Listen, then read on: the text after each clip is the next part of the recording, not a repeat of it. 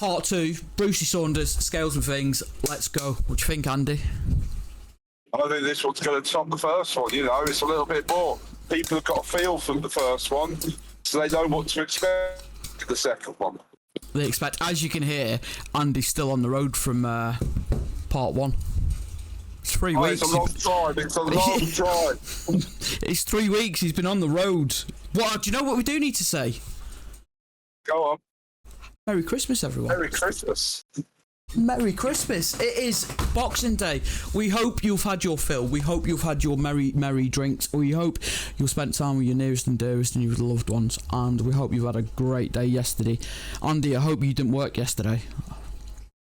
No, Christmas Day is the guaranteed day off of the year, because if anyone phones me, they get a very soft response of go do yourself.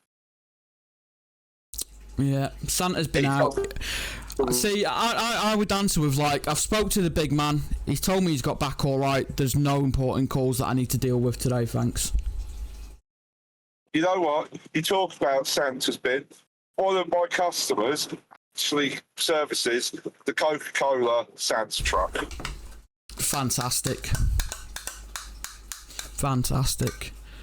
So, yeah, no, as you can tell, we have literally from part 1, I've pressed stop and we've started a new recording. We're going to use the same adverts as we did for the last time, because it honestly, no word of a lie, Andy, how many takes did that take last time? Oh my God, it was amazing. I was in stitches, absolute stitches. I think we were on maybe 6 or 7. I mean, his screen kept turning off halfway through and he'd lose his script and not know where to go next. Or then it would change words. I don't have a script. Yeah, so, yeah, like, was it Gary? Gary changed from a digestive to peeling wallpaper, didn't he? Is that who it was? Yeah, was it Gary. I think Gary, completely threw you. It did, like, obviously, like, we've written these to be family friendly and stuff, you know, so don't hate on it too much, the old dad jokes. But yes, Gary was a digestive biscuit to start with, and then I must have hit refresh or something, and then he became last night's peeling wallpaper. And, like, literally, I read it. No, I did read it, and then it was like I started on the next sec, and I was like, hang on a minute, what's happened to Gary? Have you ever put wallpaper up, though? No, Steph does that. I don't do wallpaper. I have, and I have come back to it peeling the next day. 100%. Yeah, so listen, it's Boxing Day. I don't want to take up too much of your time jibber jabbering away. What I will say is coming next. The content includes affiliate links and discount codes. If you choose to purchase through the links or our code, we may receive a small commission at no extra cost to you. This helps support the channel and the work we do, and we're grateful for your support. All affiliate promotions are disclosed in accordance with UK ASA and CAP guidelines. What, folks? It's we've got the thing, Andy. The thing. Hopefully we announced the thing Tuesday just gone. Yeah. Well, the thing is, once I get the thing in my possession, keep your eye on the YouTube and the TikTok and the Instagram. Well, because there'll be an installation video of the thing. It's one of my Bavarian. Today, recording this is the 9th of December, and we had confirmation that the things had been sent out. So actually, we could be using the word "the thing," and you could all have known 16 days ago. But at the end of the day, you might not know. We're covering our backsides in case we get another thing that we can add in with the thing. Yeah. So the plan is that with Ellie on the 19th, so like recording this, it was last week. No. You watching this, this, it was last week with Ellie, and Ellie give you 2 code words and we give you some instructions. Hopefully you've followed those instructions with those 2 code words, and on the 16th, so it would have been 9 days ago for you. No, the 23rd. You're making up. So on the 19th we're filming with Ellie. Correct. On the 23rd we're drawing as long as everything goes to plan. Correct. Is it past your bedtime, Mac? It is. I'm giving the camera weird looks. No. I don't have a bedtime. No, so Brucey Saunders on the 12th, Ellie on the 19th with the thing and the 2 code words and the instructions. A live draw quickly on the 23rd.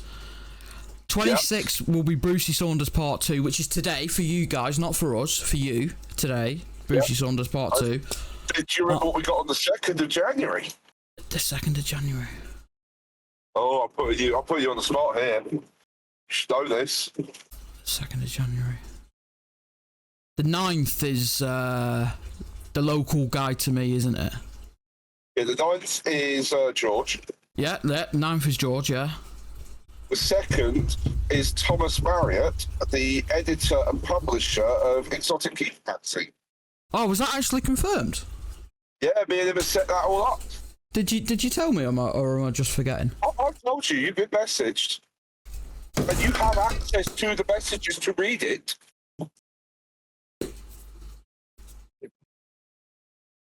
And I've got the 30th of January lined up with, isn't it Reptile Keeper UK? Yes, Lisa's friends, yes. Yes. Wait, whoa. So look at this, you're well in front, aren't you? So that's the 30th of January. Yeah, so I've just got to fill... Can't be the 30th, well, it can't be the 30th of January, you're alright, I'm looking at December. So we've got 2 community spotlights in January. I know why we've got 2 community spotlights in January. Because we're nice like that. We are nice like that, and you also thought Georgie Boy was a business, didn't you? Yeah, well, you know, to be fair, they're all technically businesses. Let's not start this. We're not calling anyone a business. We're not getting into this. We're all hobbyist keepers. Everyone is a hobbyist keeper unless they have a limited in their company name. No comment. I plead the 5th. Wait, But that's the wrong country. We've got what we got. 2 dates for January still to fill.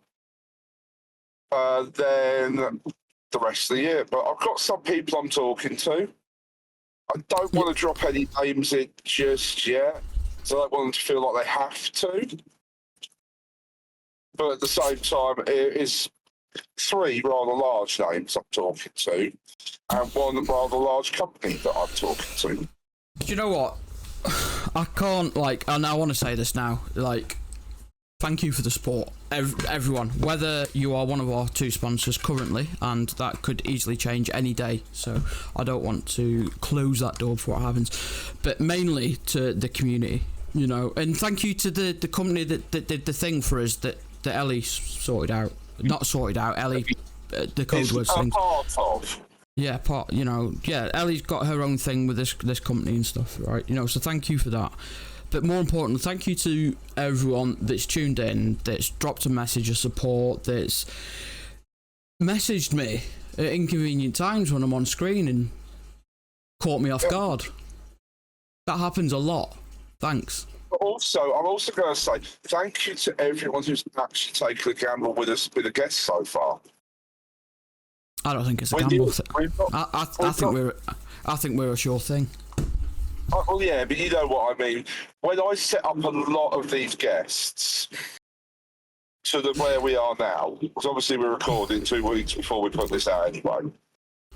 A lot of these people could only see the first 3 weeks that we had done. 2 weeks of me and you, and the 1 week where we had Jordan. I was going to say, look at Jordan. He didn't have any of that. No, Jordan took the proper gamble on us. I think so. The community's taking a gamble, mate. At the end of the day, you know, it's the laughs and the jokes and the banter that is the reason we're here, and for that I really am thankful. I really am. I mean, we're filming this on the 9th of December. This idea came around on the 9th of January. Not January, November. I went forward in time. The 9th of November. This has been 30 days to this stage.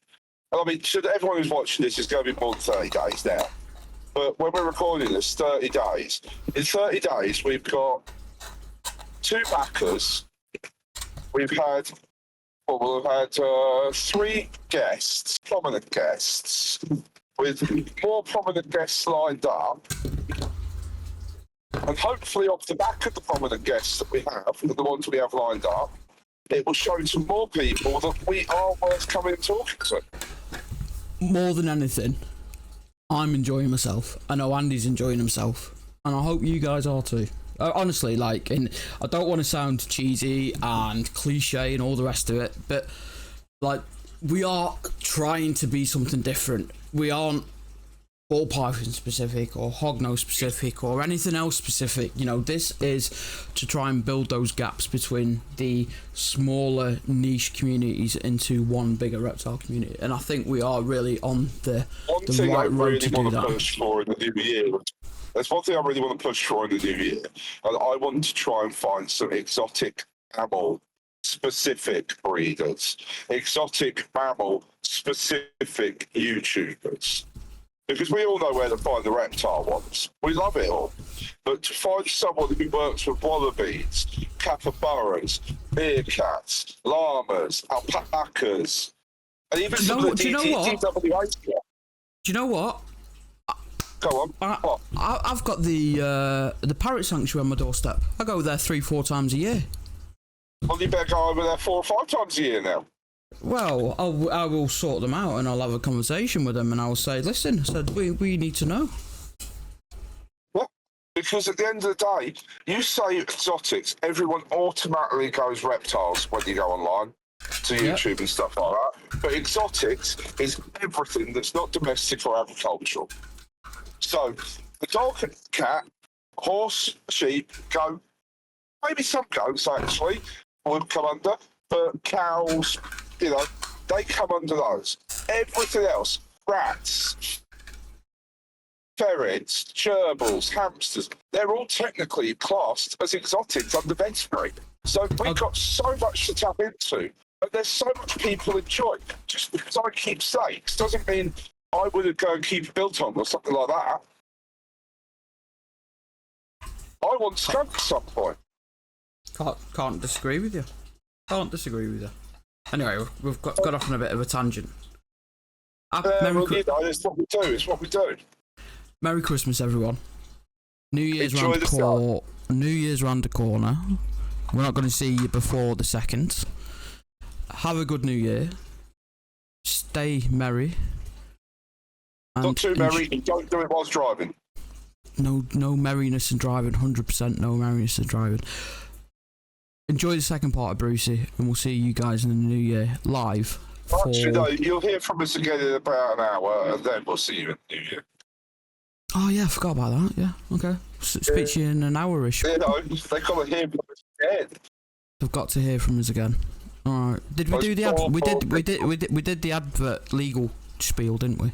Yeah, we did that. Yeah. We added that, but we were going to reuse the one we recorded last time. Yeah, you know. Professionals, you see. Right.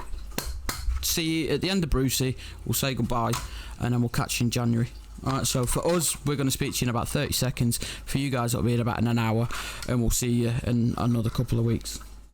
For us, not for you. For you, it'll be a week. Peace. Take care, guys. So Jurgen's also part of Reptile Wellness Alliance, and there's a German breeder involved with that, and a German scientist, Robert Mobeck, and they're doing a long-term study into nidovirus, and that's really interesting. Really interesting. They have got a protocol in place to help snakes recover, and I've seen 2 lots of results, and it's like the protocol. I don't know what the protocol is at the moment, but it works. Oh, that's so cool. It works. Oh, dude, that gave me chills. That's so cool. Oh man, you want to talk about something that's been like affecting me as a personal keeper for like the past like 20 fucking years? Nido. Oh my god. Like, holy cow. They have got. They've managed to.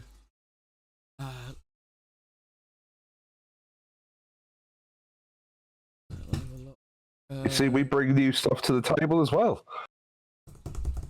Dude, that's the stuff we need to talk about, though. That's the information that needs to be out and about, man. Like, it's just not regular knowledge for people, unfortunately. No, that's another thing that we're pushing towards with this. It's not just about meet this person, understand that person, or it's this species, or it's that species. It's the ins and outs, but it's also like we've got a couple of lighting people we want to bring on at some point, so they can explain the way that the UVA, UVB, all that stuff works, but explain it in a way that anyone can understand. I love that because like I couldn't tell you how many times I try to explain Ferguson zones to people, Oh God! and I feel like that really kind of falls upon deaf ears. Yeah, very much. Like really bad, dude. I'd be like, all right, well, you need like a Ferguson zone, and they're like, huh? Like, Yeah, no. There's so much to it that needs dumbing down in the nicest way of yeah, putting it. absolutely, and like honestly, that's one I'll definitely be watching because I need a little bit of a refresher of like how to explain that to somebody who doesn't know what I'm talking about. What I'll do is I'll send you at some point a link to a friend of mine's company. He's got a lot of the stuff on there as well. He does all the lamp testing for EXO, Zoom-Ed, and all that sort of stuff. Okay, yeah. So I'll link into his. Of 41 ball pythons that were tested, 39 tested positive on 2 separate occasions. By the 4th test, after the protocol, they had 3 positive tests. So they managed to alleviate the symptoms in 38 animals. Negative test. Holy shit! The problem is they're not cured. And this is what people don't understand, that once they have nidovirus, they have it permanently. It's not. But it's they not. have It's not a death sentence. Life, yeah. It's not. Yeah. It's not a death sentence. What about crypto? Are they working with crypto at all? So they've got the test for crypto, but they haven't got there yet. They're trying to get this down, get this under control, and they're going to publish the papers for peer review at all levels. But I've already done a podcast with them, closed doors, but they are definitely this as well. Awesome. Really interesting. That's one that's heavily affecting people in the States, mainly because very few people actually test for it. They're also at the same time very few people realize that crypto isn't specifically like it's not one species is crypto. Yeah. Like there's a species of crypto that affects lizards and reptiles. There's a species of crypto that affects snakes. There's a species of crypto that affects felines, things like that. It's mammals that carry crypto. Reptiles can't deal with it very well. And it's, people have got cats and dogs all over the place, and they think that it's great, but then they get crypto. It's like, oh, where's it come from? It honestly could have. Doesn't need to be something you've put in. It could literally at your dog and your reptiles. So the big one that I actually kind of run into on a regular basis is the one where you could potentially have crypto in your snakes, but that crypto doesn't affect your reptiles, or vice versa, because there's 2 different species. One affects snakes and one affects reptiles.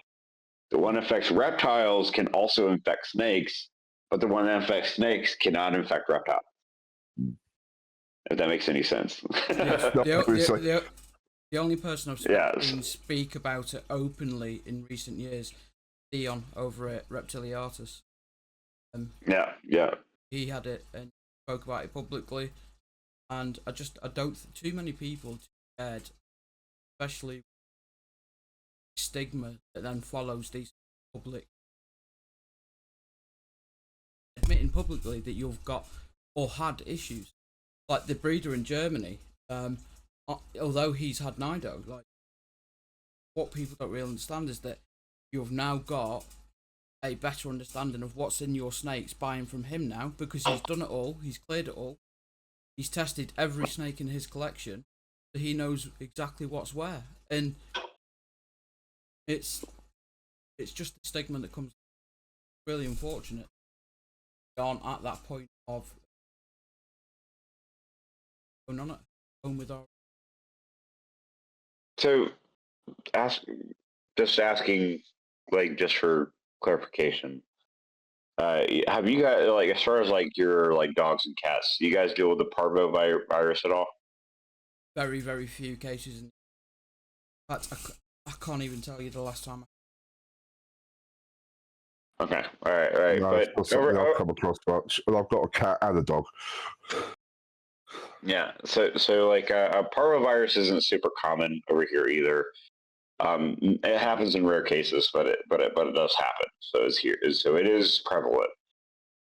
There was a period of time where, like, at least most of the people in the States would believe that parvovirus was contracted by male cats peeing and stuff like that. So this parvovirus is like it was contracted to dogs because you had a male cat peeing around the area that the dog was at. The thing is they end up finding out that this may be a contributor to this, but it's not the sole contributor to it.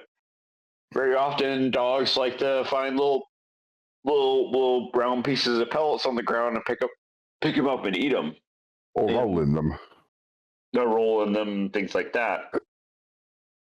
So that's usually how they would contract it and stuff like that. It wasn't from the cat peeing on their face. It was because the dog was just curious. They have a really strong smell. They're usually finding something that's different. Yeah. They smell something that's different and they roll in it. They play in it. They eat it. Whatever it is that attracts them to it. So like the problem with like nidovirus and crypto and stuff like that is that, for instance, like crypto, we often see like symptoms of crypto. It's rare to see nido symptoms, but crypto you see usually symptoms. So one of the big ones, especially within like snakes and stuff like that, is like a very sickly smelling poop. Like it doesn't smell like your normal, like this is like clear discharge, stuff like that. This is clearly like it's got a kind of like a sour smell to it. Yeah. On top of that, I've noticed that fruit flies or well, just generally like flies in general are more going to be attracted to crypto poop over regular poop. Okay. So if I have like 10 or 12 snakes and I pull every single one of them out, if I have one that has been proven for crypto, but one that hasn't, notice the one that has crypto is I'm more likely to see fruit flies collect on that. They're more likely to be drawn to the crypto poop.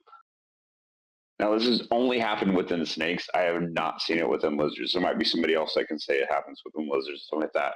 But as a primary snake keeper, I've noticed this as being as a regular happenstance here. Like every time I've got crypto snakes, I've got fruit flies following those snakes, so I immediately know I got to separate them. And so like like I said, just going towards the end of like, you've got a ton of fucking diseases that snakes could potentially get, and some are just they flag so much better than others. Like Nido, I rarely like unless I get the poop tested, I rarely can tell a Nido snake. No, the other thing is, well, it's when it comes to Nido, it's either is it stress related, RI, or is it Nido? Yeah. How males? If I was to open it up and I found a snake with salivary and heard it hissing and sneezing, and it was a male, I'd be like, mate, go to the back of the tub, get some heat, stop stressing. If I was to open it, because it could also be a respiratory infection. So it doesn't always mean that's the next thing. Yeah. So is it stress or is it respiratory infection? And then with it being respiratory, bacteria again or parasite. So hopefully with what the Reptile Wellness Alliance are doing and their protocol, that will it's not a death sentence. Hopefully.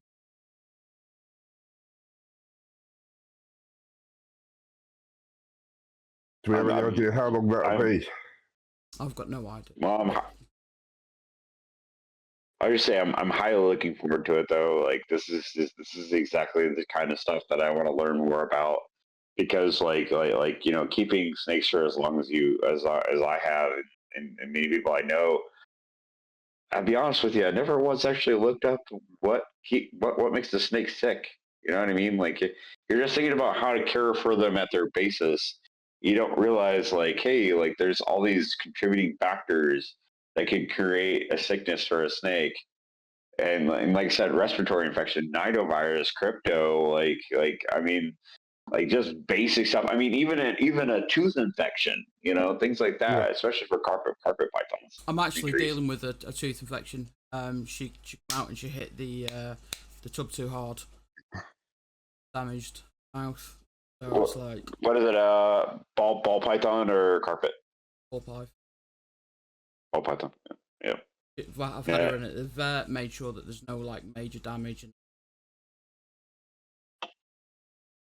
clear it up. You just got you got to wait it out, and unfortunately, she may not eat the whole entire time too, which is even more frustrating. She hasn't stopped eating, which is incredible because like she looked like she had this massive cleft lip, and I'm like, how are you actually able to eat?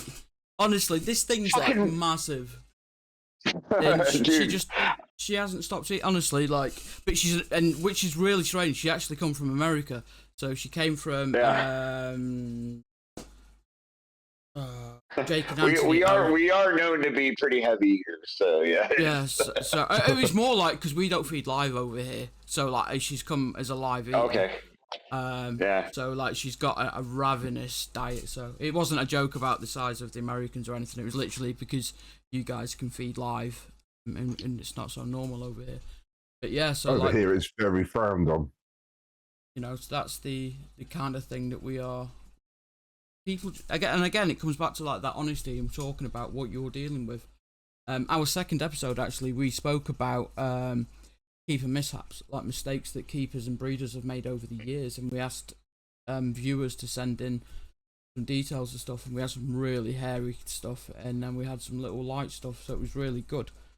So maybe that's a question we can put to you, like, is there anything stand out that a mishap is and looking after an animal that you thought, right, and I've learned from this, it will never happen again?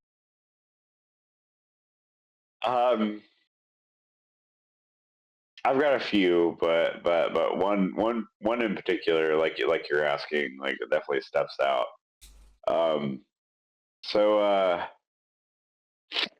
One, I guess what I at least in my career working with Brian and stuff like that, one of the biggest things that stands out was my ability to have like tamed out a super ticked off adult hypermelodistic now monitor. Ubasuku was her name, and she was like a absolute and total asshole, just the meanest damn reptile you could ever think of. And it is one of the first monitors I ever experienced a bite from, like a pretty nasty bite. She actually grabbed me by my hand right here. If I was able to show you the scar, but there's a scar like right here on my hand. But she ended up grabbing me on my hand pretty good, and basically wanted to take the finger that she had in her mouth with her, and but she didn't. But this is actually kind of like the step-by-step like process I ended up figuring out like what kind of led to the taming down of the species of this monitor. And for the most part, like you're saying, as far as the biggest mistake I made was like I basically got into her enclosure. I was trying to clean out the water and clean out areas and stuff like that she kind of like harbored as her like territory. And I tried to play this whole like in my mind, I'm thinking like, if I ignore you, you'll leave me alone, right? That wasn't the case with her. So like I was ignoring her, I was moving around the cage, scraping stuff up, sweeping it up into like little like a broom and dustpan type deal. And she's following me. She's hissed up. She's hit me at least 3 or 4 times at this point with the tail.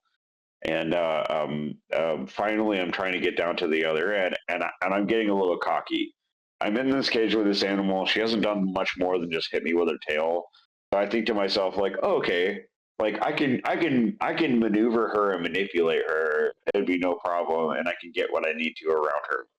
So I basically come from around her like this, and then get under her belly like that, and she reaches around and grabs me right there on my like right here, and I immediately go like I'm just like oh my god, what the fuck is going on? Like because I had no expectation that she could reach around even tag me the way she was because I thought I had the whole like I thought I had her like I'm sitting there thinking I got the chest right here in my front end and I got her back end right here. I can guide her however I want to like I've done any other monitor I've ever done. And this animal just completely rips around and grabs my arm and I like I have enough thought in my head to not completely drop her. So I set her down and I let go. When I let go, she does like a whole little left, right, like right hand pull and completely rips. And she took a massive chunk of skin off my arm. And basically, I kind of learned right away. I was just like, I don't know what I'm doing. I need to figure out and I talked to Brian. I talked to Kevin and stuff like that, and this is where I kind of started getting that step-by-step process down of how I tamed that animal to being like the coolest fucking Nile monitor you could ever meet. Right, that's But that's basically it. awesome and harrowing as well. Like, yeah, I can't imagine, you know. But no, appreciate that. It's good. I'm glad that you can sort of stand here and see the sort of not the funny side of it, but understand like that wasn't the answer. This was my fault. I was being cocky. And it's just great. And again, it's like what people don't talk about, this sort of the negative side. But you know, we need to know what we're doing, and if we don't need to know what we're doing, unfortunately, in this case, it was you that got hurt, not the animal. So. Oh, I'd 100% rather me get hurt. I can heal easily. most reptiles have a harder time. Yeah. But even like I've gotten bitten by the croc monitor and stuff like that as well. Like when the croc monitor tagged me and stuff too. Like again, it's like the mentality of trying to be like, oh, it's that animal's fault is just completely beyond me. I have no concept that this is the animal's fault. I know I made a mistake when an animal bites me every time. And no if animal wants to hurt you. It's defending itself at the end of the day. You get hurt. Absolutely. You put yourself in the lines of fire for it. And I'm willing to accept what comes from it. You know what I mean? Like when I'm working with a croc monitor, I know every time I put my hand under its chin, every time I use any sort of like technique that I use, I know I'm putting myself at immense risk. But I'll be honest with you, man. Like the risk isn't as prevalent as most people think. Like working with Nile monitors, working with white throats, working with black throats, working with Bell's lace, working with like all the different species of tree monitors I've had, all the varieties that I've gotten a chance to work with. Very rarely was a bite procured from anything other than just me being a cocky fuck. You know what I mean? So like, even when the croc monitor bot bit me, it was like I just spent like 2 hours working with this animal, and he hadn't once nailed me. And I thought it'd be kind of cool to show off, like, hey, I'm gonna like make him go back on his branch and in his cage. And he decided, you know what, fuck you. And he turned around and ripped me one good, dude. And I mean, like you can't really see it, but this whole part of my arm right here has a massive scar to it. And that's from him biting me all down that arm. But every scar you've got from that is a story that you're going to remember for the rest of your days. Oh, there were some lessons learned for sure. But the benefits of the reward always outweighs the risk, I'm guessing, with it, because at the end of the day, it is a very rewarding thing working with these animals and getting to a point where they trust you. Because monitors are one of the most intelligent species on this planet out of the lizard world. Outside of crocodilians, I would say crocodilians are smarter. Because like crocodilians have the same problem solving like that most monitors do, but crocodilians have a stronger jaw pressure. Yeah, I don't want to get in the sharp end of that ever. Yeah.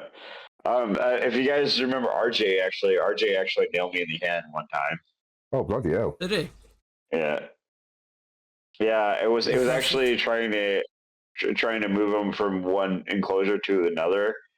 And so most alligators, if I'm posturing up against an alligator, like I want to come up under the chin like with my hand like so, and then like caress the chin.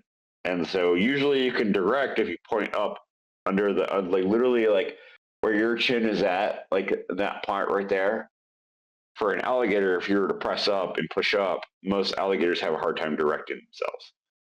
So what basically I had figured out was just like, hey, if I do that with RJ, I can move him and manipulate him how I want to and da-da-da. Except I didn't do it this way. I did it this way with my hand on the side. And so when I put my hand on the side like that, RJ immediately took that as like, are you trying to feed me? Opened his mouth and grabbed my hand. RJ, being the incredibly nice alligator he was, didn't take my hand, thank God. But he grabbed it really good. I have like a couple scars through my hand right here, 1, 2, and 3. Those are all from him. Those are all the teeth that he put through my hand. And I still have full function because he grabbed and let go and then pulled away. So thank goodness he did that. But by doing that little half turn like that, that's what created that bite. It wasn't his fault. It was mine. Yeah. You see what I'm saying? So like I made a mistake. He reacted to my mistake, grabbed me, but still let go. And now I still have full movement of my hand. Versus if he didn't let go and he tore that thing, I would be like barely moving this thing. Not many people walk away with full function of the hand after something like that. Yeah. Well, I told Will about it. Like it was like the night it happened. I was like scared to tell Brian, so I told Will Nace about it, and I'm like, I don't know if I should tell Brian about this. Like, he's like, no, bro, you need to tell Brian about it right now. I'm like, all right, yeah. That was one thing I did quite like about Brian's channel as well, was if he ever got tagged or he ever got hurt, he showed it and he admitted to why it happened. Like when the albino got his arm. Yeah, absolutely. And he admitted it was his mistake. He moved the glass, he wasn't paying attention, and he took the bite for it.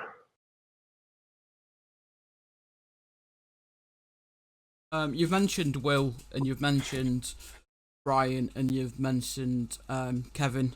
Like, I'm guessing you look up to these guys as sort of your mentors and stuff. Is there anyone else that fits into that category of mentors that have helped you along your way within the industry? Oh boy. Well, because I work for him, and he's the guy that's like created a huge world and variety of frogs for the industry. I definitely got to give Josh Willard, the guy that owns Josh's Frogs. Yep. I got to give him a lot of love. Got a red runner running across my floor at the moment. But yeah. For a second. So Josh Willard for sure. I definitely got to give him some love. John Ritchie. He's also known as Johnny Venom on his Instagram and stuff like that. Definitely look him up. He's a force to be reckoned with. If you guys don't know who he is now, you will know who he is soon. I've heard of him. I've seen it mentioned on a few things, and I will say I have reached out to Josh's Frogs to see if they're interested on having someone come on as well to discuss their business with us at some point. Yeah. I can forward that along as well. Like I said, I'm talking to you guys not as a representative Josh's Frogs. No. No, I get that. But nonetheless, Josh's Frogs. We are at the St. They honestly are one of the few businesses in this industry, at least in the American industry of reptiles, that are really trying everything they can to be the fucking the I'm sorry, what's lack of way or better way of putting it? They want to be the example. They want to set the example. Innovative, isn't it? Innovative, innovation to it. Yeah. So not just in the frog realm, but in every single sect of it. I primarily, obviously, I work with reptiles, so my as far as my position in Josh's Frogs is strictly with reptiles.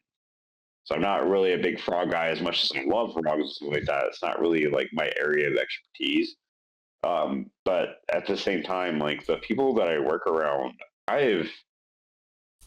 it's been a long time since I worked around people that I respected so universally around what they know, what they can bring to the table, and all that sort of stuff.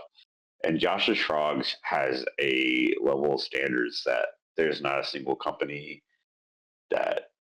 And this is talking Josh's Frogs up pretty high, and I think they deserve it. So, but there might be some people that challenge it. Either way, in the United States of America, Josh's Frogs has one of the highest standards of generally most reptile keepers.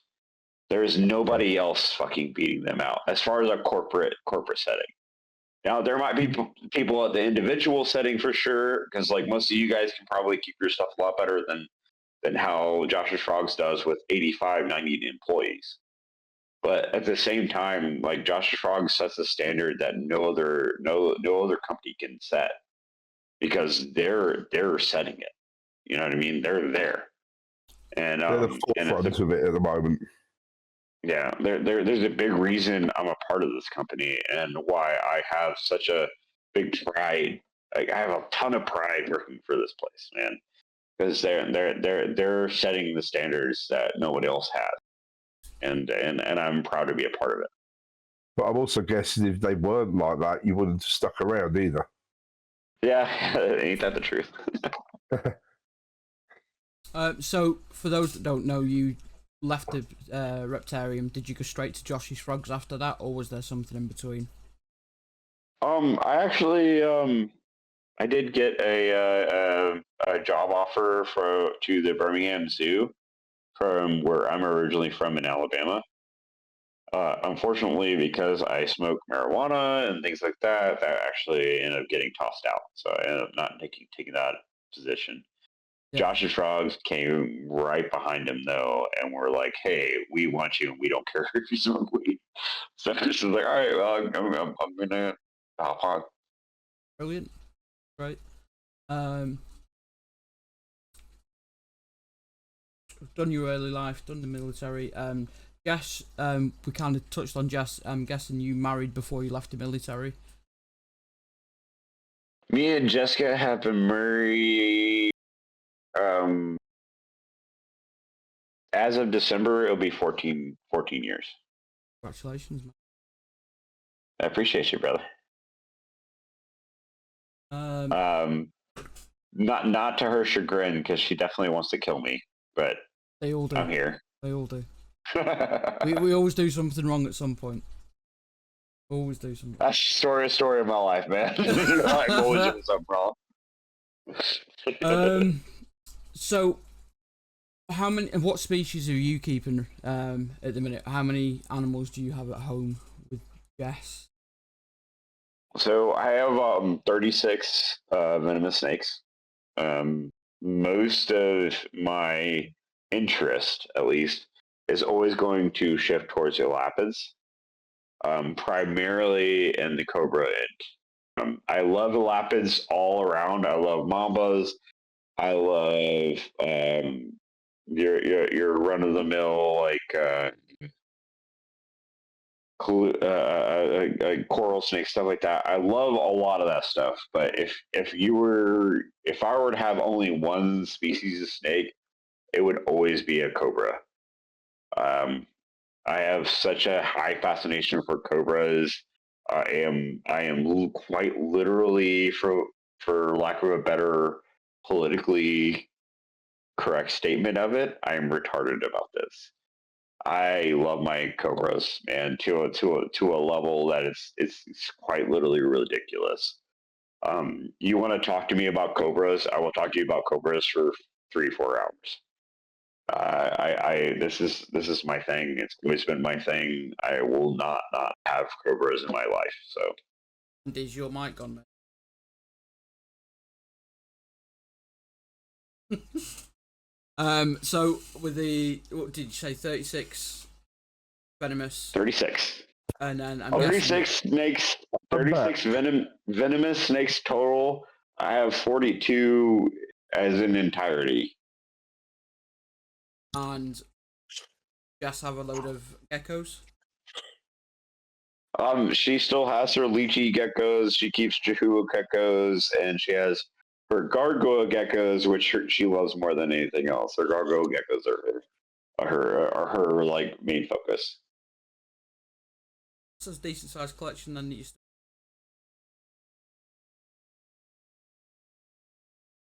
relatively only 12. Busy, man. If it wasn't something I loved, I wouldn't be doing it, man. Really. Andy's having.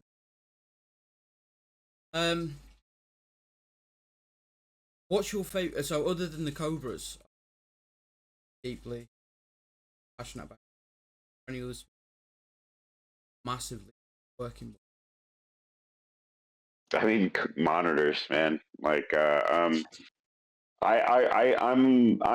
very, very heavy involved in like both crocodile monitors, Asian water monitors, Nile monitors, and black throat monitors. Those are kind of like my big four that I still yeah, I still on a regular basis. These are my obsessions. Like I love chatting with people about monitors all the time. But when it comes to the big five or four, man, all day.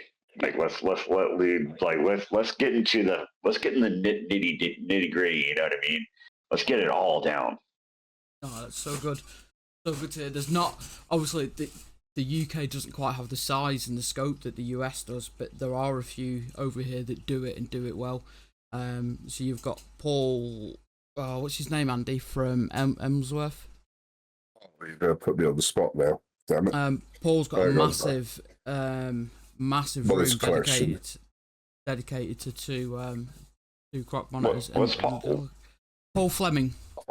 That was it. Oh, I do know who that is. I was about to say that Paul sounds familiar. Oh, fuck yeah, dude. Paul Fleming. Hell yeah, dude. I know exactly who the fuck that is. He's done some really cool stuff down there. And like, one of the things that I have to say is, like, when I talk about people, like, there's some people that I've got a really good relationship with, and other people it's just through reputation, and Paul is through reputation. I've been down to his place, and it's amazing. It's the shop's in two halves. And it's basically his private collection and the shop, and it's incredible. Yeah. Well, Paul's also got some good behavior stuff down, which is honestly, there's a lot of people that I see all the time that they have the collection, but they don't have the behavior stuff down. Paul's got it, dude.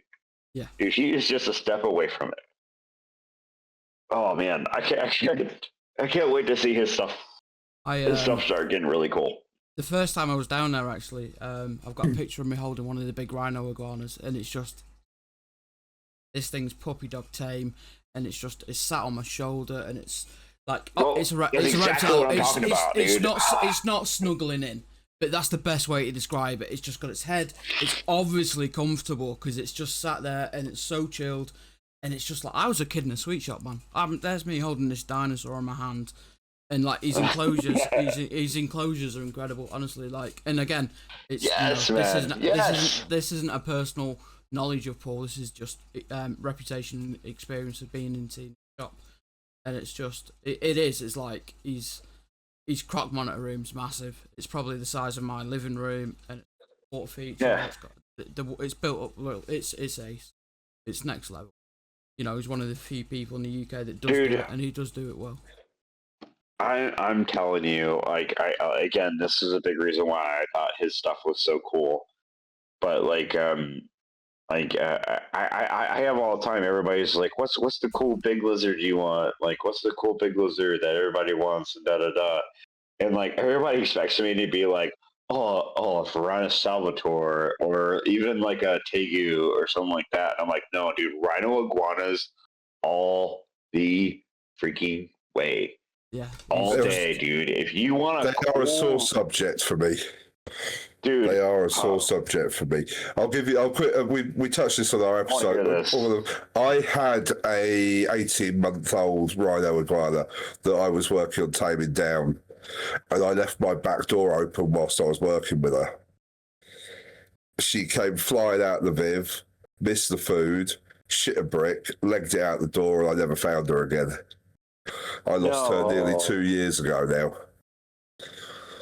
I'm going to be one of the only people in the UK. Kidding me? No, dude, what a fucking letdown. I was so gutted, and I left that Viv empty for nearly a year on the hopes that I'd find her. I searched every area around here. It was that everyone knew. It was, if it pops up in your garden, here's my number, the whole lot. Nothing. Absolutely nothing. I have no idea what happened to her. I mean, she was only a baby. I mean, she was what, about that at this point? Oh, she's still really young. Yeah. Yeah. Still real little. So I got her when she was about 6 months old. So she hadn't even hit 18 months, 2 years at this point. Dude, what the fuck? And that sucks so hard. And it's why we touched on the mistake stuff. I made a poor judgment by not checking the doors before I started. I know, but that's the type of thing that just really just gets you fucking like I'm actually surprised you're still within it. Because when if I were to deal with something like that, I would have just been like, all right, I guess I just can't take care of reptiles anymore. I just suck at this. I get dude, you are a better man than I am, because I would have given up 100%. Like I really would have. I would just been like, well, fuck, I just can't do this, I guess. What the fuck, Yeah, I made a mistake. I've learned from my mistake.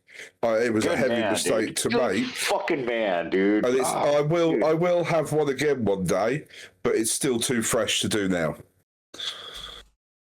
Still too fresh at this point.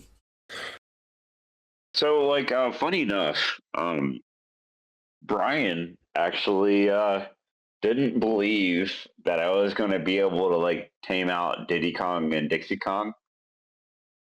They could have been hard work, those two. So, well, when we first got them and stuff like that, they were so young and stuff like that. There really wasn't any way to indicate that they were going to be good or bad. It was just a matter of just handling them, So we set them up in I think it was a 1 foot by 1.5 foot tall cage, pretty small cage for both of them to be in. And I started working with them on such a regular basis. And then basically every time I would open them up, they would be trying to run and do all this other stuff where I had to go run and catch them and all that sort of shit. And then Brian was to be like, well, if you got to do this to get them, they're never going to be cool. They're never going to be super tame or anything like that. Lo and behold, I gave them some time. I think it was probably, they had to be about 8-9 months old at the point in time. And there was just one day, it happened all in one day. But I saw Diddy Kong, not Dixie, but Diddy Kong started noticing I had super worms on my hands, and he would come out and he'd eat superworms.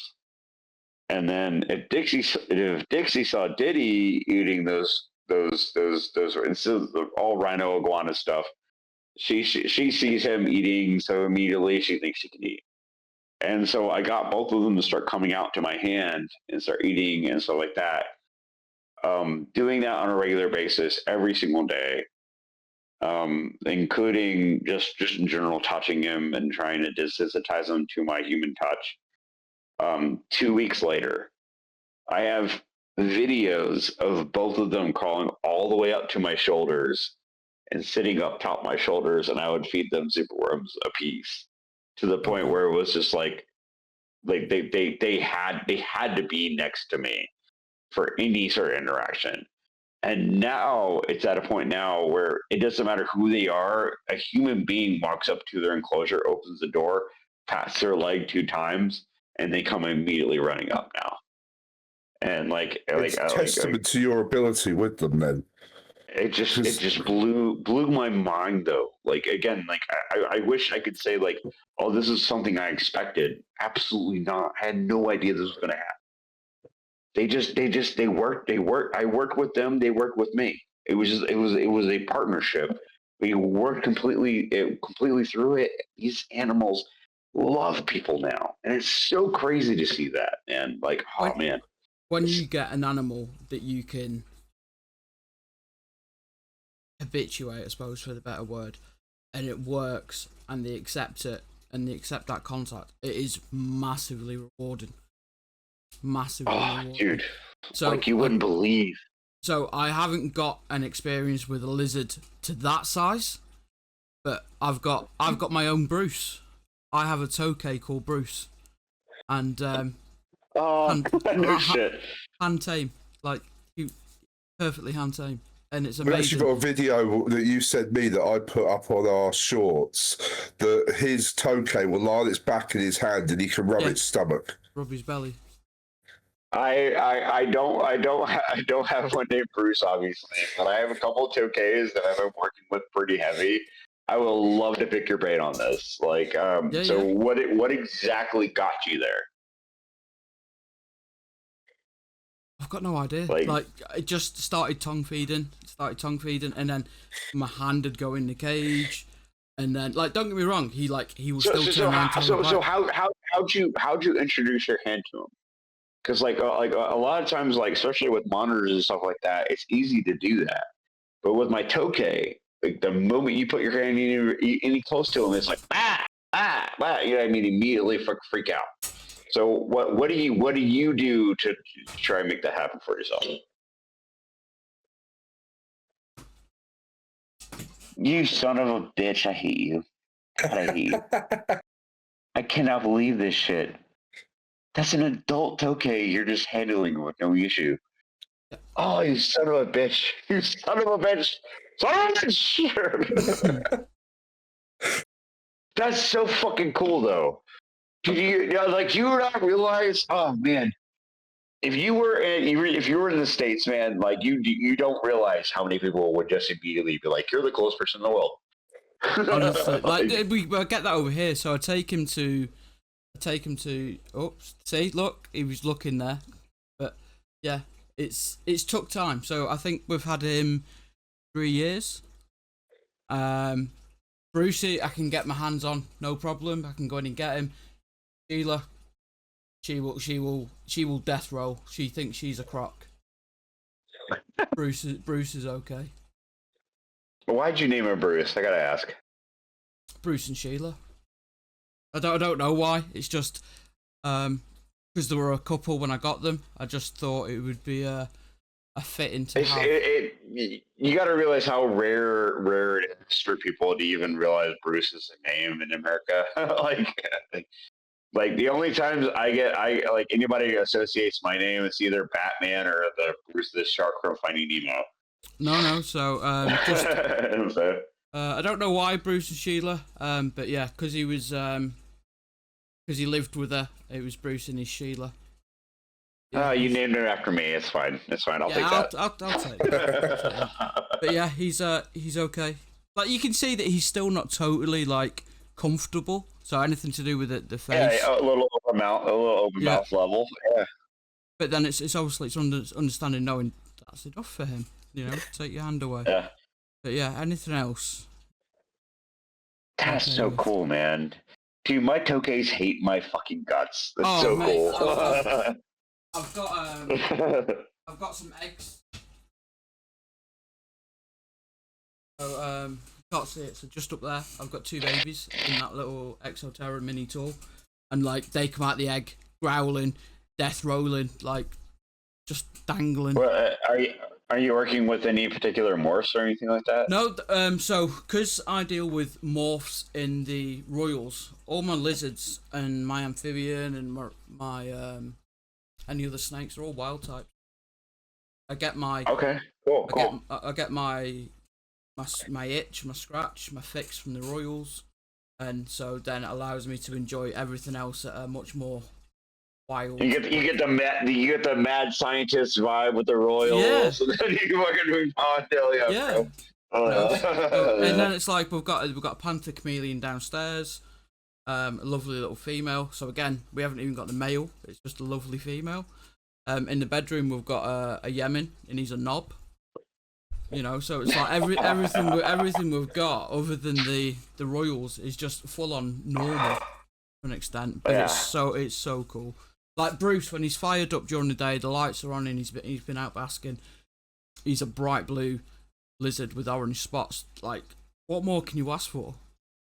Well, he looks like a candy dot. That's what I was asking. You know, he kind of looks like the candy dots. I'll send you some pictures of when he's fired up. But he's like he's bright blue and he's just got these orange dots, and it's mad.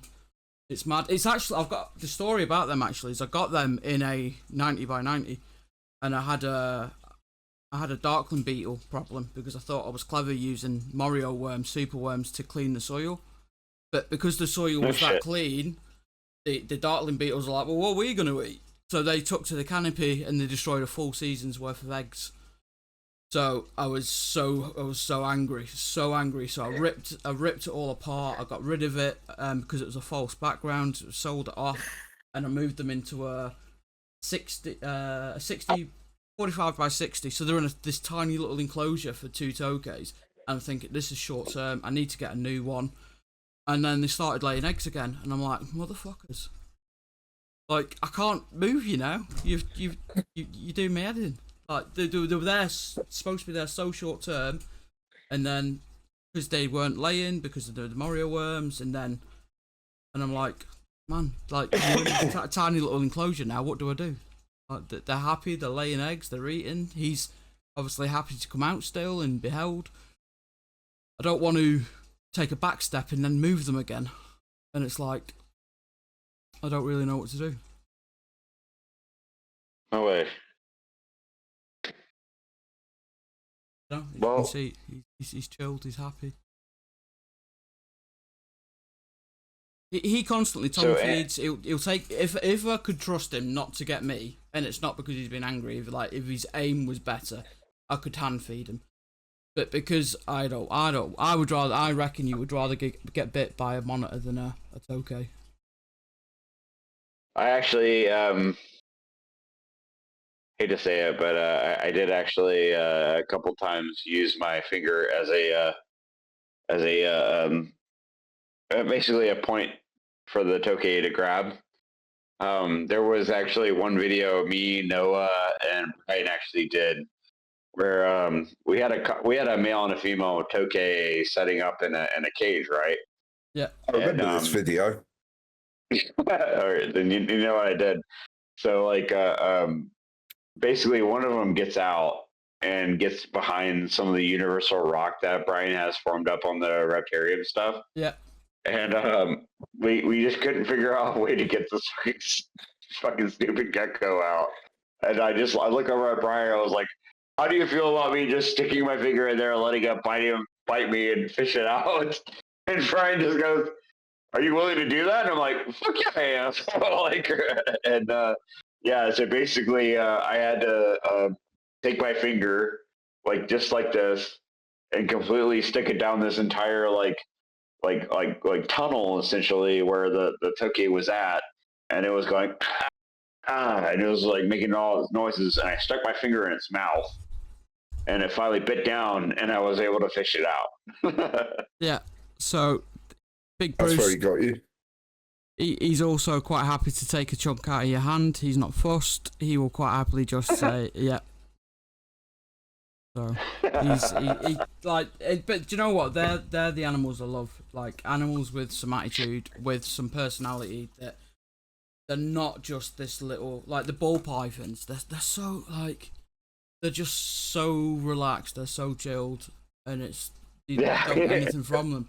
But then I've got some king snakes, and I've got some tokays, and I've got a Thai bamboo rat, and it's just like they've got so much attitude and personality, so much more than a ball. Is your Thai bamboo rat your only Southeast Asian? Yes. Okay. And he's only a little male. Only a little male, and I never see him unless he's hungry, and then he patrols the front of the enclosure. I feed him. He takes it, and he disappears back under the soil. I love ties. I love bamboo rats and stuff like that. But if you get a chance to get a Mollendorfi, the 100-flower rat snake, yeah, man, what a cool ass snake to keep. Oh, dude, they're so cool. They're so fucking cool, man. Oh, I love it. The Mollendorfi. Mollendorfi is one of my top tier fucking like rat snakes. Like, if you could have any rat snake, and if I could choose any of them, it would be a Mollendorfi. Be Mollendorfi. There'd be mandarins, and there would be probably any Crebo or any Drymarchon. Mandarins are so cool. There's one of Andy's friends who owns a shop. He's got a 1.1. Oh, I love mandarins. Oh, dude, I love. If I had the space and the money at the moment, I would go and pick them up tomorrow. He's got an adult pair. So a 1.1 adult pair of mandarins. Find the space. When I go to Germany next week, I am looking for some king rats though. That's the one thing. If I see a nice pair of king rats. Are you doing like Chinese king rats? What kind of king rats? Whatever they've got. So in the UK, there's like very few. Okay. To the point, like, there was a clutch this year, and fortunately, Chris, who hatched him, he was male heavy, and it's just he could have sold the females like tenfold. That just no one working with them. The people that have got them have all got youngsters as well. They are a species that I'm looking at. I do highly recommend Chinese king rats. Like, they are finicky as fuck. Just so you know. Yeah. But that is a nasty, mean as fuck species. But that head, and those forehead scale, it's almost cobra-like. Oh, dude, yeah, you're right. No, like the fat head, the big keeled scaling down the back, stuff like that. This is a species that's like very similar to Drymarchon, but I will admit they are easier to take care of than Drymarchon. Drymarchon is such a snake-heavy eater that it's kind of hard to replicate their food if you haven't already got them into rodents. But like Chinese king rats, dude, like, I know they're snake eaters, but they're actually, even in the wild, they rarely eat snakes. Like, it's mainly because they don't come across them. Yeah. So like Chinese king rats are an incredible species to get your ass on, and especially one that you can get 8-9 feet fucking long. Holy shit, dude! I have some really cool Chinese king rats that I got to work with, man. See, what I need you to say is that they don't normally reach 8 or 9 foot, because the minute my wife hears they reach 8 or 9 foot and they've got attitude, she'll be like, no. So they don't often reach that 8 or 9 foot. All right. So record me here. All right, Chinese king rats only get 3-4 feet long. That's all I need. That's all I need. Perfect. That's all we need. That's all I need. No bigger than a male royal. Dude, I'm not gonna lie. They are massive snakes. One snake I want to pick up, hopefully next year, is I want to get onto the Eastern Indigos. Oh, dude! If you get a Drymarchon, please let me know, because like that's one of my outside of venomous snakes, that's my shit. I love Tribarcon. We had an opportunity earlier this year to be able to, a 1.1 pair came up for, I think it was $4,500, but they gone before I even realised they were on the market. They're expensive over here. Like, I say $4,500 is actually cheap as fuck. Actually, this is something we noticed. When I was with Kerry, we had a look at the pricing. If you ever get a chance, have a look at the UK pricing on Morph Market and compare it to what you guys pay in the States, because it will surprise you. It really will surprise you. So we looked at this. I'm going to use a leucistic hognose as an example on this. Okay. In the UK now, a leucistic hognose you can pick up for sub 1,000. In the States, I've seen them go for. Well, I have to ask because like pounds and cash obviously are different. Yeah. So are we saying sub 1,000 in pounds? Or are we saying in pounds in American? So okay, let me do a quick. The dollar's only 25. It's only 25 cents. Yeah. Because obviously, like I'm only in the American market, so like I don't really know what the pounds to cash is. So it'd be under $1,200. For what now? A leucistic hognose. You gotta be shitting me. No, I mean, I've got a friend who is. What have you done to the screen, Matt? $1,200? You gotta be fucking shitting me. I've got a friend who's selling them. I broke the phone. He's got them on the market at the moment. I'm going to try and do a conversion if I can delete everything. I've just managed to talk into this. Bruh. So he's selling them at 750 quid. So he's selling them for under $1,000. Our market over here, we pay a lot less for the animals than you guys do over there. But you have the variety that we do not. Ball python. For a normal ball python over here, it's about 50, 60 quid, which works out as probably about $80 to $90 at the most. So, no, 50 quid is $66. So a normal ball python, $66. There's a Crebo on the market at the minute for $800.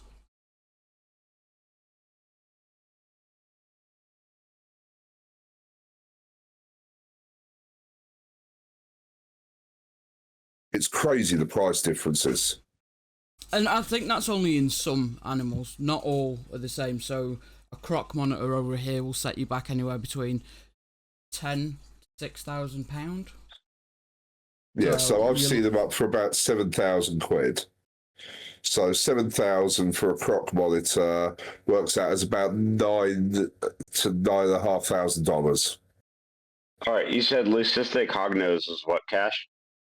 Over here, 750, which works out as about $1,000. All right, that's fair.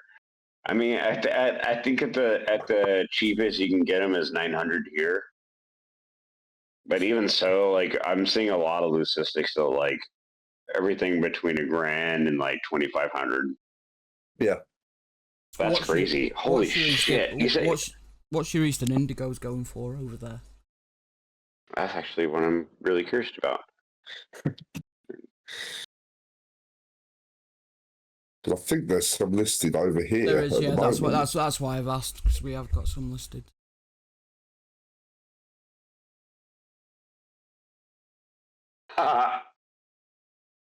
Do you guys really want to know this? Yeah, we're gonna feel bad, aren't we? A male adult is $1,600. Yeah.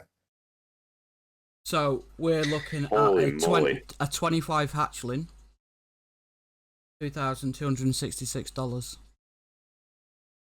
Dude, I have adults here for even less than that.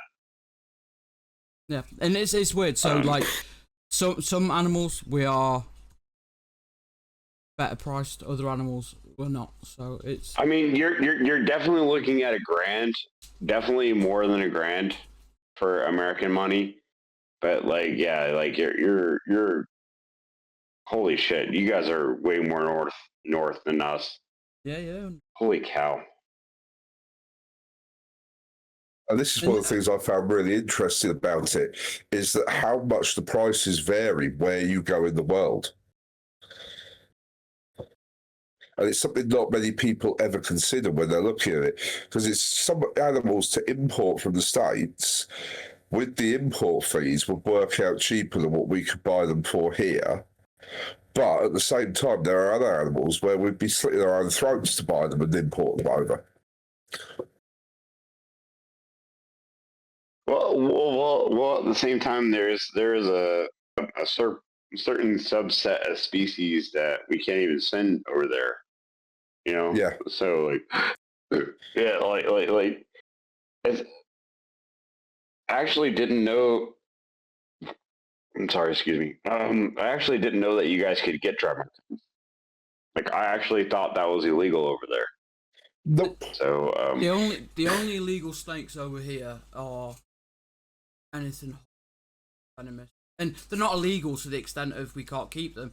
We just need to go through the extra steps of getting a dangerous wild animal permit. What about rear fang snakes? Are you guys okay with boiga and stuff like that? Yeah, no license. No license. I could go and buy them. I could go and buy one tomorrow. I mean, I've got all my hog noses, which are rear fang, no problems at all.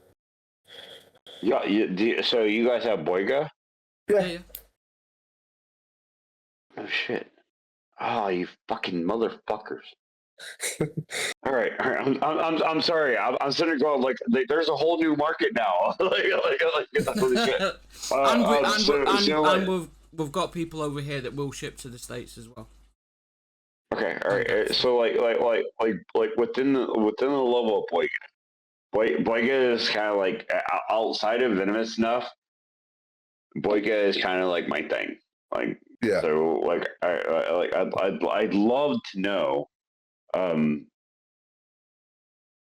So obviously over here, one of the most common ones we come across is boiga dendrophylla, boiga. What? Oh shit! Hold on. boiga.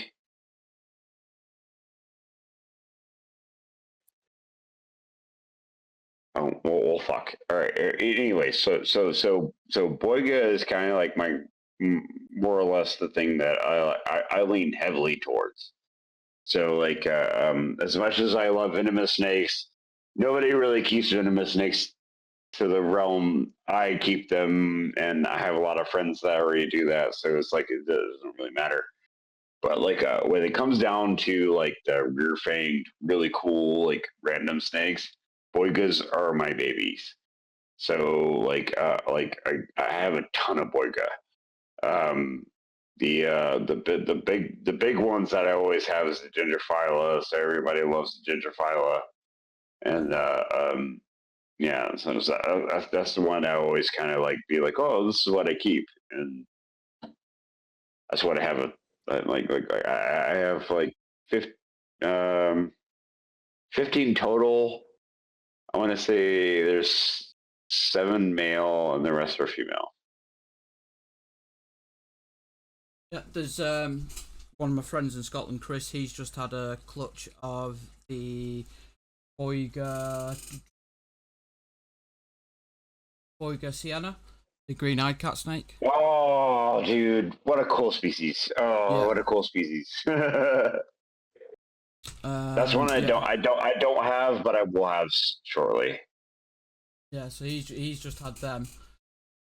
But again, there's not that many people over here working with them over here, and they've got such a cool scalation on the head as well. He's got 1.1, and again, you know, the waiting list was there ready. The animals hatched, and they were all gone. He never struggled to move. Yeah. It's great. So you guys have boiga in UK. Yeah. Do you have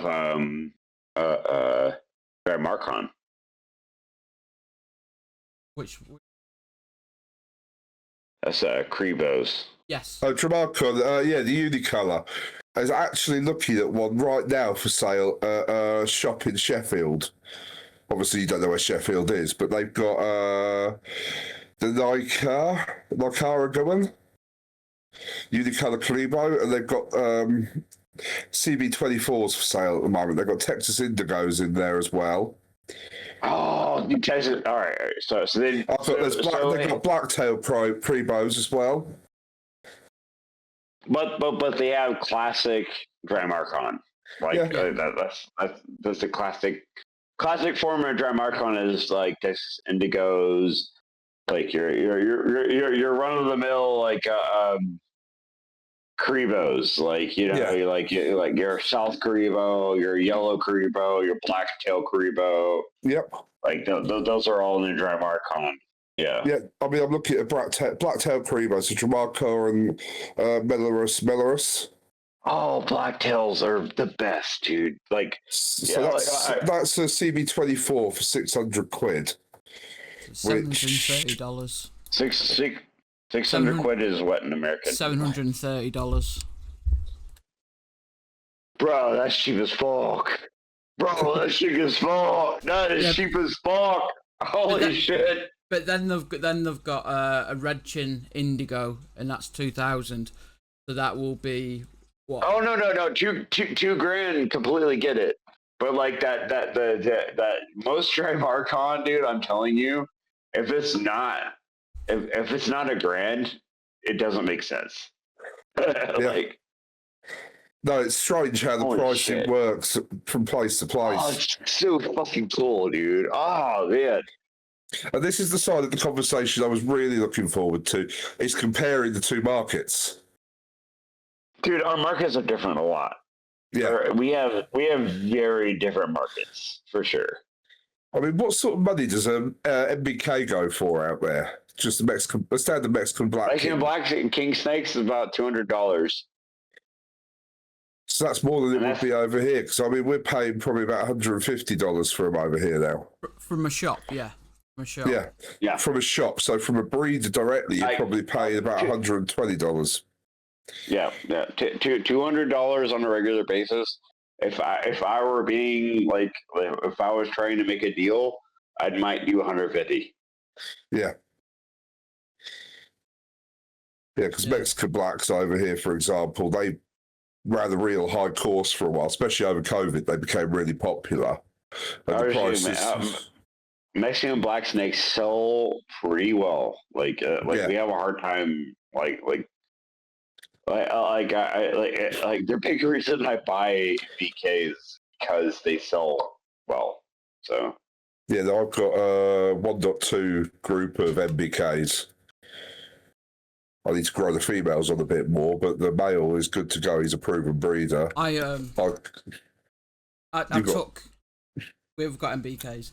And at Halloween, we took some snakes to my son's party that he went to. And we took the Thai bamboo rat, 'cause it's bright orange, pumpkin coloured. And we took the MBKs. Like an idiot, I got the Thai bamboo rat out first. I was handling it, showing everyone. It was lovely. Without thinking, straight into the MBK and picked it out. Motherfucker grabbed hold of my finger. And he did not let go. At a kid's party. Oh, standard data at this point, man. Dude, standard data. It is. Well then, Brucey, part 2. Oh, that was a fucking cracker. Excuse me, language. It's past the watershed. I'm going to throw at least one F-bomb in. I don't know how many we're allowed before we get demonetised. You know, we should probably beep some of them if you haven't. I mean, we need to get I know we need to get monetised first. So, I don't think we need to worry, but I definitely think it's going to be something we need to maybe pay attention to. Because more than anything, it's not the monetisation I'm worried about. It's when you start, if there's too many beeps and swear words and everything, you will stop getting recommended, and that's what's important. The money side of it, I couldn't care, because we already discussed we're going to give a load of that away in some kind of But way actually, to the I'm going to community. stop you there. We do care because we can't give as much away if we don't care. What I mean is, like, we aren't monetized currently, so I couldn't care about the money side of it. However, what I do care about is being able to reach anyone who hasn't found us yet, because we do still get recommended people come through as well, which is amazing. The analytics are actually looking very good. Yeah, the analytics are looking very good. So yeah, that is good. But yeah, listen, Brucey Saunders, we were, I think it was just after 11, 12, 1, I think it was like 1:30, 2 o'clock before we finished, and when Andy went off to work and I went off to bed. The guy is passionate, there's no doubt about that.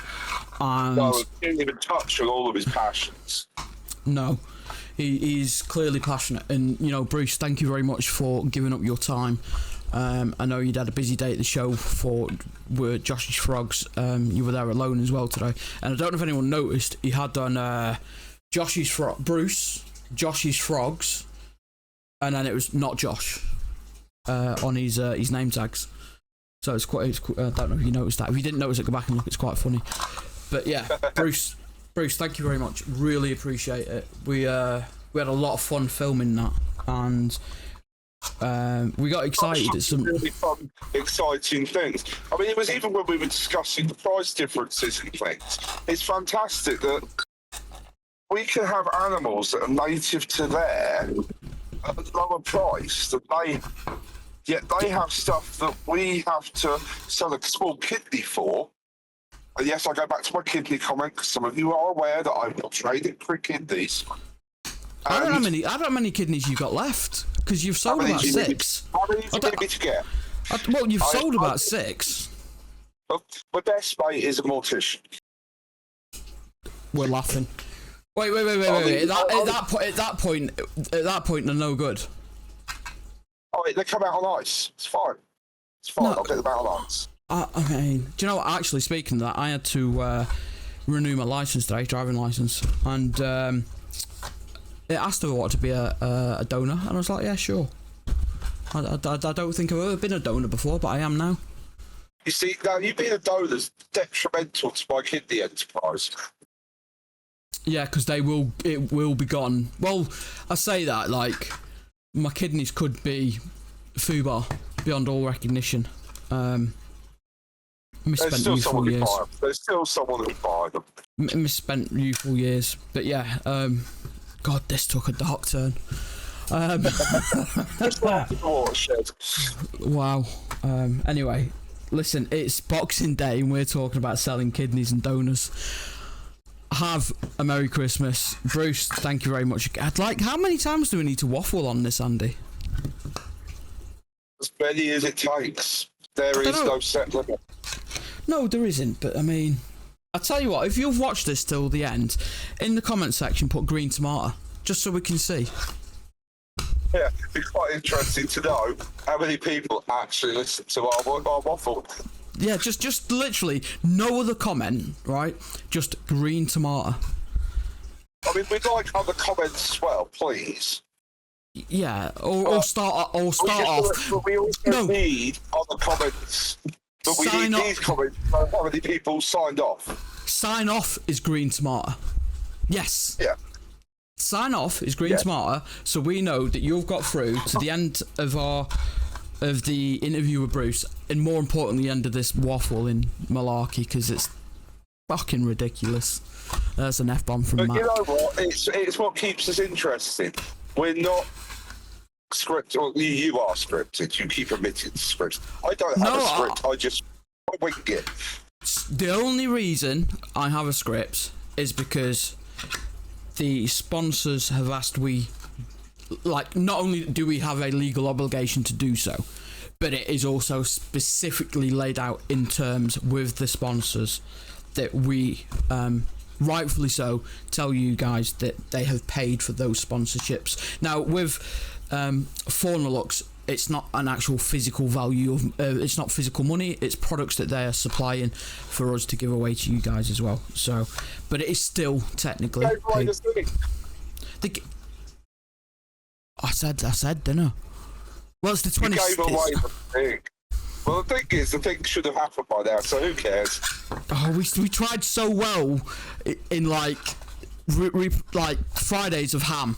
Hopefully we never mentioned the thing. That when we recorded that about an hour ago, we said we were going to do the thing. Yeah, but we didn't mention the thing. No, we didn't. And then If you go on my thing, well, now also, if you notice what the thing was, you picked up on the thing, but you're still watching. Put green tomato and what the thing is. green tomato, then the thing is. No, don't actually say what the thing is. Say green tomato, and then sort of lead on to what the thing is. Yeah, so don't say specifically what the thing is. Well, everyone should know what the thing is. We're just talking more shit. Listen, have a good one. The thing is, we don't know whether the thing is going to come through to the thing or the thing's going to be a thing. This is far too easy to create a thing out of nothing. Yeah, we've just made a thing over the last fucking... Well, this like, we've recorded the intro and the outro to part 2 now on a separate video to the intro and exit from the part 1. And this is at 23 minutes already, so... Oh, Wow. Merry Christmas. Everyone, enjoy the rest of your Christmas. Have a good New Year. We'll see you on the 2nd. Merry Christmas, you filthy animal.